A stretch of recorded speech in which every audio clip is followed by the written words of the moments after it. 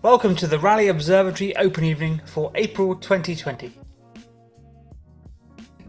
We've had a week of beautiful weather during the Easter holiday so far, so let's look at a few things that we can see in the night sky above Harrow in the weeks to come.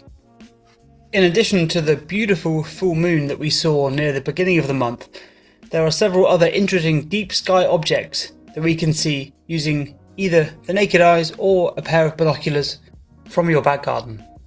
Although it's nice to have a large observatory to look at many of the objects you can see, there are hundreds of things that you can see just by looking up into the night sky once the sun has set. Of course, if you live near central London it can be more difficult, but even then there are still many things that can be spotted just by looking up when the skies are clear. One of the most obvious objects to notice in the evening sky during and after the sunset is the planet Venus. Here is a view from the top of the hill. Just as the sun is setting, above and to the left of the setting sun you'll see a bright object in the sky. This is the planet Venus. Venus is visible until about 10 PM over the next few weeks, and it will be the brightest thing that you can see in the western sky above the setting sun. Let's zoom in and take a closer look at Venus using some PC software called Stellarium. Venus has similar phases to the moon. So as it orbits around the sun, it appears differently as different parts of it are illuminated by the sunlight. Currently, Venus is like a crescent, a bit like a crescent moon. It's currently around the best time of the year to view Venus in the evening sky. As Venus orbits around the sun, its separation from the sun on our sky changes. So when it's further away in our night sky from the setting sun, we get longer to view it. Here is a view from the telescopes in the Rayleigh Observatory giving us a live image of Venus.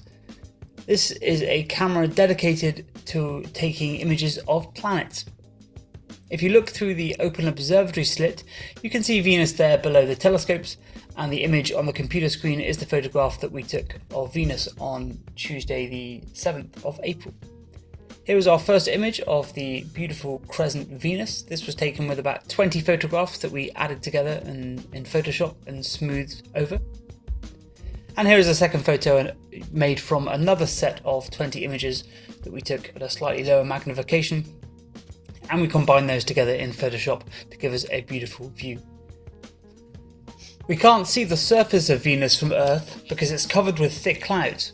However, space missions to Venus have shown us that its surface is covered with craters, volcanoes, mountains and huge lava plains. The surface of Venus is not where you'd like to be, with temperatures that can melt lead and an atmosphere so thick that it would crush you. Also, the whole planet would smell of rotten eggs. The atmosphere of Venus is made up mostly of carbon dioxide, with thick clouds of sulfuric acid that completely cover the planet. The atmosphere traps a small amount of energy from the sun that does reach the surface, along with the heat the planet itself releases. Another object to look for in the western sky after sunset is the Pleiades star cluster, also known as the Seven Sisters. Venus and the Pleiades star cluster came together for their closest conjunction on April the 3rd, but they're still close together in the evening sky. Pleiades is one of the closest star clusters to Earth and is the cluster most obvious to the naked eye in the night sky. The cluster is dominated by hot blue stars that have formed within the last 100 million years. Reflection nebulae around the brightest stars are what are reflecting the light and giving it this beautiful blue cloudy structure. The cluster is about 450 light years away from Earth, which means the light that we see is about 450 years old. We now know the cluster contains over 1,000 stars. It was originally thought that all of the dust that we can see around the cluster was left over from the formation of the stars themselves. But we now know that most of this dust should have been dispersed by the pressure from the stars when they switched on. Instead, it seems that the cluster is simply passing through a particularly dusty region of our galaxy. Like most clusters of stars, the Pleiades cluster will not stay bound together under gravity forever. Some of the component stars will be ejected after close encounters with other stars, and others will be stripped by tidal gravitational forces. We think the cluster will take about another 250 million years to disperse. Here I've reversed time to show you the position of Venus relative to the Pleiades cluster at several different dates. Here is where Venus was on the 3rd of April, and going back a previous week, here is the location of Venus on March the 29th. Let's fast forward time again to show you how Venus passes across this cluster of stars, and will continue in this direction in the coming months. Another very recognisable constellation in the western sky is Orion. The 3 stars representing Orion's belt are normally quite easy to find, and if you follow those 3 stars of the belt down, you'll see a small cloudy fuzzy region on the night sky. You can see this with the naked eye if the night is clear enough, and this is the closest region of star formation to planet Earth. It's called the Orion Nebula, or M42, which is also an exciting motorway near Tamworth. Let's zoom into the Orion Nebula to view what this looks like through a telescope. This cloudy region that you can see is the result of the collapsing gas and dust clouds which are going on to form the next generation of stars. Let's take a flight from Earth to this distant nebula to get an idea of what it looks like in 3 dimensions.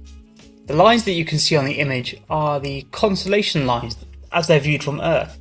But of course, as we travel to a distant location in the galaxy, the patterns of the constellations will appear to change.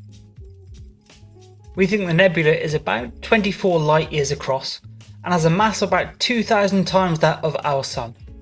The Orion Nebula contains a very young open cluster of stars known as the trapezium. Due to how it appears when viewed through a telescope, you can see 4 stars in a pattern. 2 of these can actually be resolved into their binary systems on nights with clear skies, giving a total of about 6 stars. The stars of the trapezium, along with many of the other stars, are still very much in their early years. The purpley colour that we can see in the nebula is light that has been released from some of the stars at the core of the nebula and then reflected off of the gas clouds. As we rotate around the image, you'll see this kind of starry pattern in the background. Each of these lines are still the lines of the constellations as viewed from Earth. Let's now zoom out from the Orion Nebula to take in the whole of our Milky Way galaxy. Again, each of these lines are pointing to stars that are formed in the constellations as they're visible from Earth. So you see all of the stars that make up the constellations that we can see are from a very small part of our Milky Way galaxy.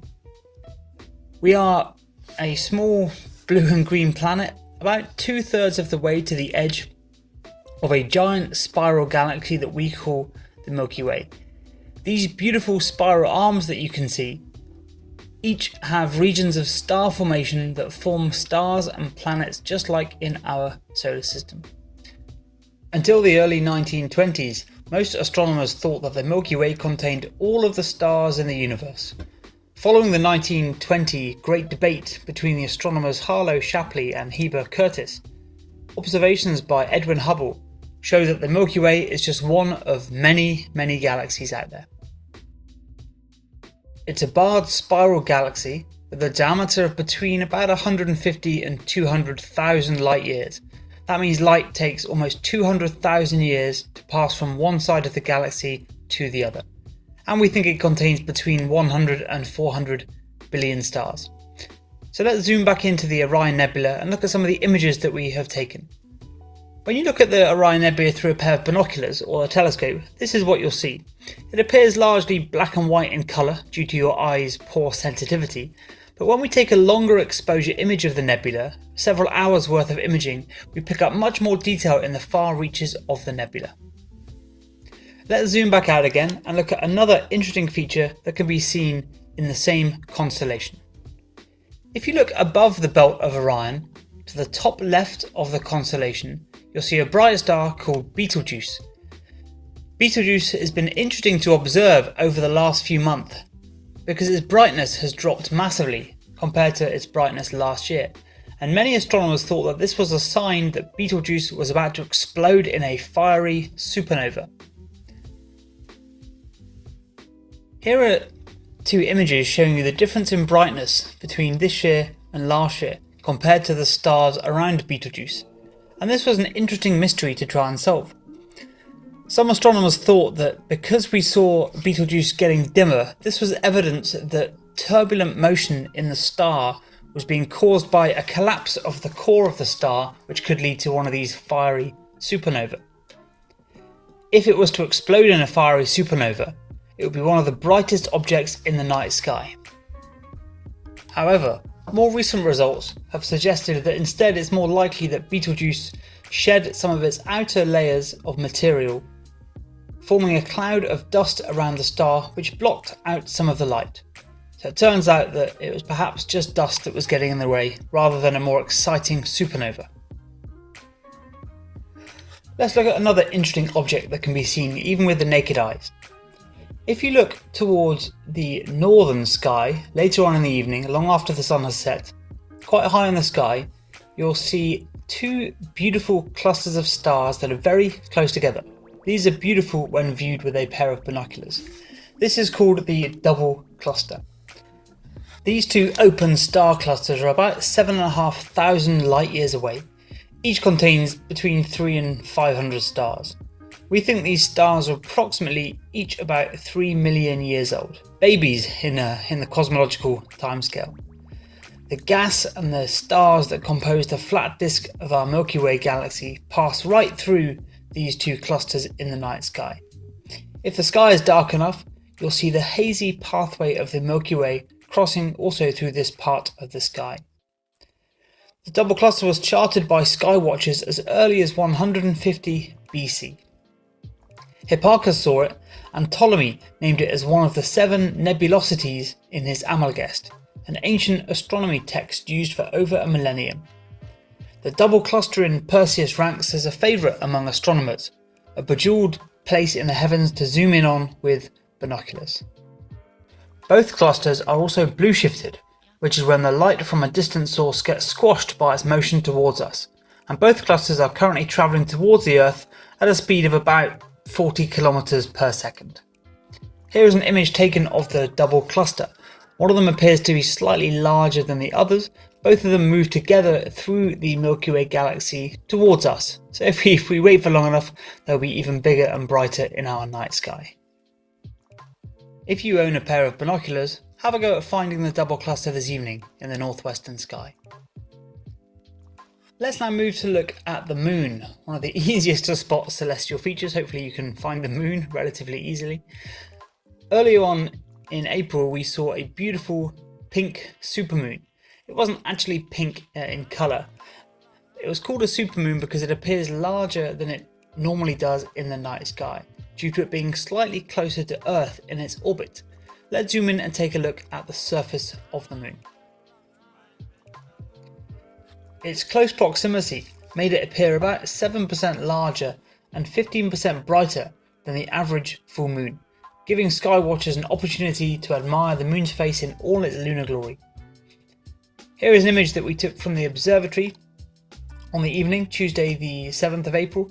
This was a combined image taken from about 25 photographs that I have combined together in Photoshop and added a few sharpening effects in Photoshop to bring out all of the detail.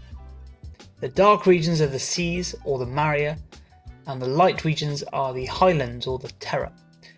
Let's zoom in and take a look at one of the craters of interest.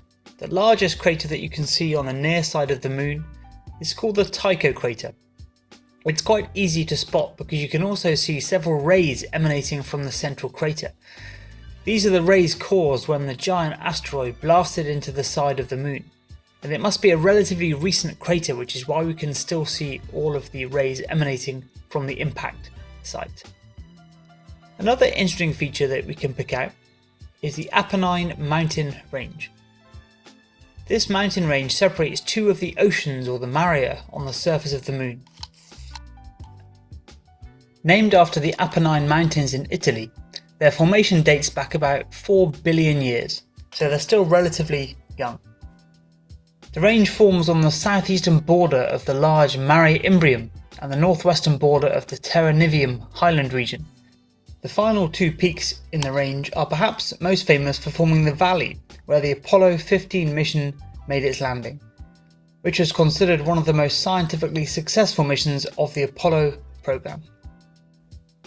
The total length of the mountain range is about 600 kilometers in length, with some of the peaks rising as high as about 5 kilometers. All of these mountains were formed by the impact that created Mare Imbrium, one of the giant seas on the surface. Let's now fast forward until the early hours of the morning. So if any of you are out of bed at 4 o'clock in the morning for your morning walk, then look towards the eastern sky just before sunrise. As the sun is beginning to rise, you'll notice 3 bright objects in the eastern sky. These 3 objects are 3 planets, Mars, Jupiter and Saturn. They can be seen until about 20 minutes before sunrise. Let's zoom in and take a look at these 3 in the correct order. The leftmost planet is Mars, which will appear slightly redder in colour. The central planet is Saturn, and the final planet on the right is Jupiter. All of these 3 can be seen until just after sunrise in the early morning sky.